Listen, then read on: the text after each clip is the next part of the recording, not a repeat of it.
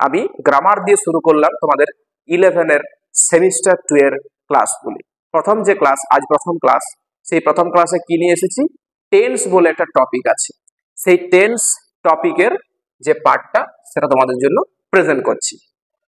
দেখো, টেন্স বিষয়টা যে আজকে শিখছি এমনটা নয়, আমরা আগেই জানি টেন্স বিষয়টা সেই ছোট থেকে পড়ে পড়ে আসছি। টেন্স ছাড়া কিছু হয় না, টেন্সটাই হচ্ছে বাক্যের বা ইংলিশের মূল, সেই বাক্যের মূল হচ্ছে টেন্স। টেন্সটা জানা অত্যন্ত জরুরি।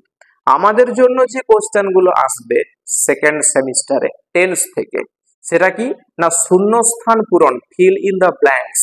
সেখানে ব্র্যাকেটে 3টি করে অপশন দেওয়া থাকবে। সেই 3টি করে টেন্সের যে ফরম্যাটের অপশনটা দেওয়া থাকলো, বাক্যটা পড়ে সেই 3টি সঠিক অপশনের মধ্যে কোনটা অ্যাপ্রোপ্রিয়েট, সেই অ্যাপ্রোপ্রিয়েটটা আমাকে ওই ব্ল্যাঙ্কস অর্থাৎ শূন্য স্থানে বসাতে হবে। এভাবেই কোশ্চেন থাকবে।